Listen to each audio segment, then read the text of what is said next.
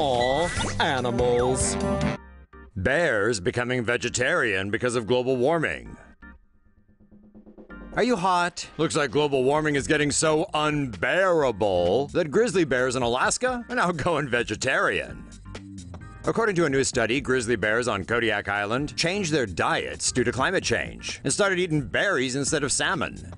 Normally, researchers would see grizzlies eating large amounts of sockeye salmon from streams in preparation for the winter. In the summers of 2014 and 2015, the bears were no longer seen hunted for salmon. The bears were found in the hills eating elderberries. Warmer temperatures were causing the berries to ripen earlier. This meant that salmon and berries were available at the same time. Elderberries contain less protein compared to salmon and require less energy to digest, leading to faster weight gain for bears. The change in diet was also found to be affecting the bear's natural habitat because fewer fish carcasses in the forests meant less nutrients being absorbed into the soil.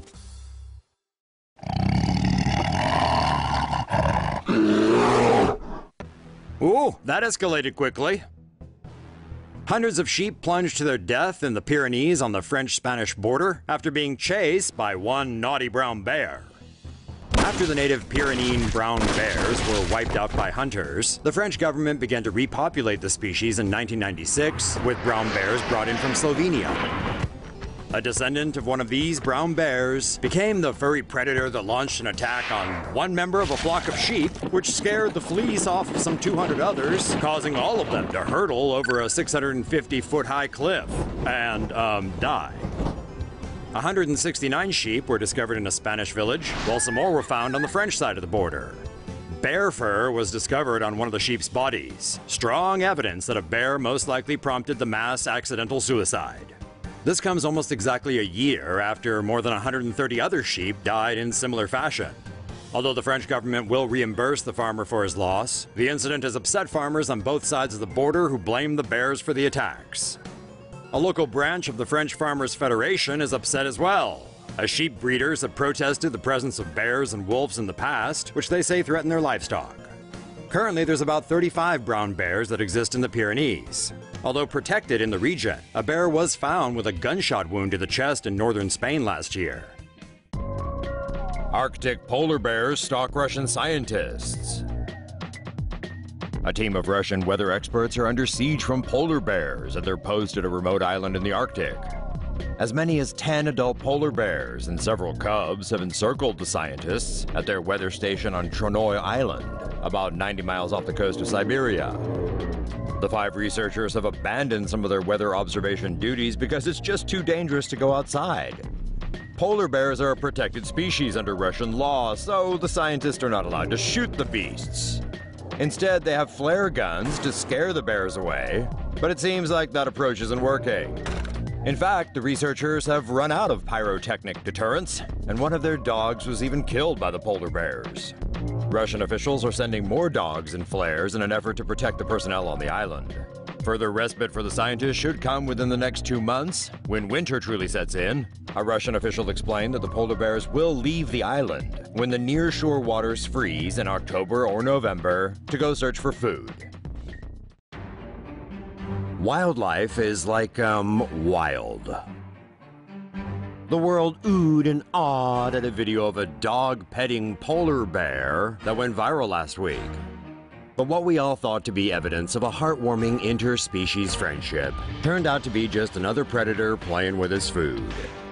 The video was shot at the Mile 5 Dog Sanctuary in Manitoba, Canada, where owner Brian Ledoux claims his pets have a special relationship with these Arctic beasts.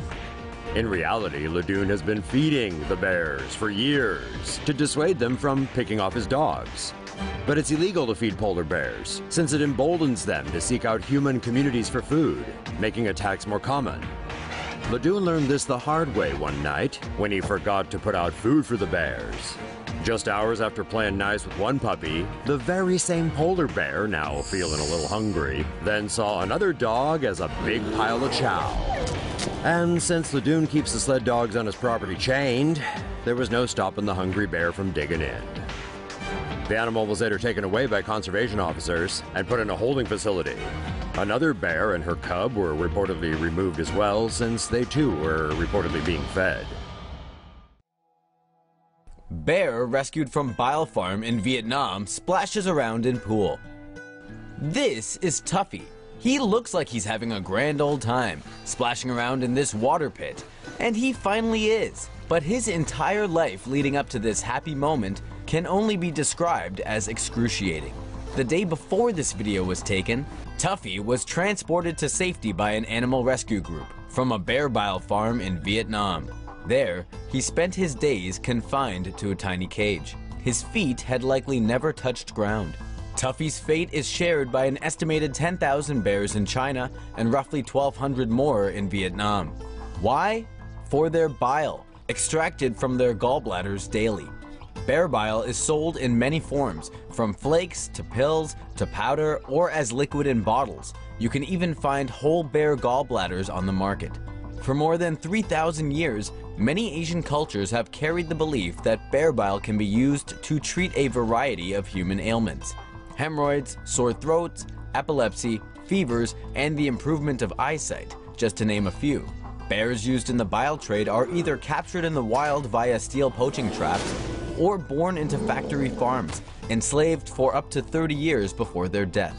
Their cages, known as crush cages for obvious reasons, measure 4 feet by 5 feet by 2 feet on average, robbing them of the mobility to stand up or turn around. Bear bile can be extracted in a number of ways, all of them incredibly painful. Most methods involve cutting the bear open and inserting a catheter or similar device through the abdomen, then puncturing the bear's gallbladder. This is usually done without anesthetics or pain medication. Bile then drips out of the gallbladder and is collected in a bag. The catheter is sometimes left in permanently to facilitate an auto-drip function for continued harvesting. Chinese herbalists and scientists alike have found no proven medical benefits of using bear bile to treat human illnesses of any kind. Yet the worldwide market stemming from bear bile production and bear parts is estimated to be a $2 billion industry. In 2005, Vietnam placed a ban on bear bile farming and production, but loopholes still exist to allow the cruel trade to continue. Rescue groups like Animals Asia are working tirelessly for the remaining 1,200 bears in Vietnam factory farms to be released into sanctuaries like this one, realistically planning for practices to be eliminated by 2020. If they remain on target, the hope is that Tuffy here will have plenty of company bathing and having fun alongside him pretty soon.